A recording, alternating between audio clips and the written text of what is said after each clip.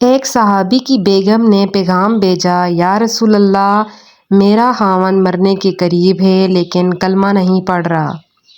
آپ صلی اللہ علیہ وسلم اس کے پاس تشریف لے گئے اور فرمایا، بیٹا کلمہ پڑھ۔ پڑھوانے والا اللہ کا نبی، پڑھنے والا صحابی۔ کہا، جی کلمہ نہیں پڑھا جا رہا۔ آپ صلی اللہ علیہ وسلم نے فرمایا، کیا ہوا؟ کہا، جی بس نہیں پڑھا جاتا۔ آپ صلی اللہ علیہ وسلم نے فرمایا، اس کے والدین میں کون زندہ ہے؟ کہا، جی ماں زندہ ہے۔ تو آپ صلی اللہ علیہ وسلم نے کہا، اس کی ماں کو بلاؤ۔ جب ماں آ گئی تو آپ صلی اللہ علیہ وسلم نے فرمایا، تم بیٹے سے ناراض تو نہیں؟ کہا، جی یا رسول اللہ صلی اللہ علیہ وسلم، میں ناراض ہوں۔ فرمایا، کیا ناراضگی ہے؟ کہا، یا رسول اللہ صلی اللہ علیہ وسلم، مجھے اس کے دین کا کوئی گلہ نہیں ہے۔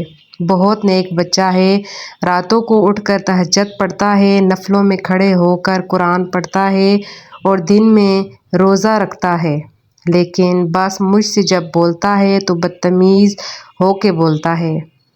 اس کا یہ عمل میرا دل چیر کے رکھ دیتا ہے۔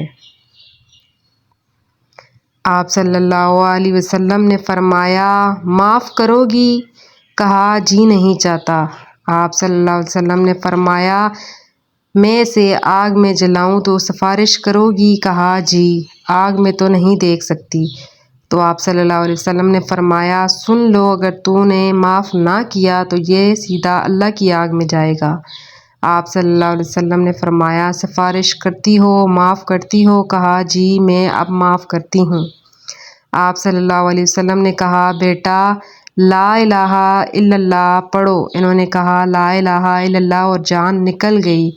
آپ صلی اللہ علیہ وسلم نے اس کا جنازہ پڑھایا، پھر اعلان کیا، جس نے ماں باپ کو دکھ دیا، اس پہ اللہ کی لعنت، اس پر فرشتوں کی لعنت، اس پر زمین آسمان کی لعنت۔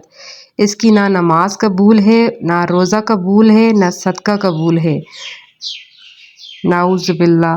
ہم سب کو اپنے ماں باپ کی خدمت کرنی چاہیے۔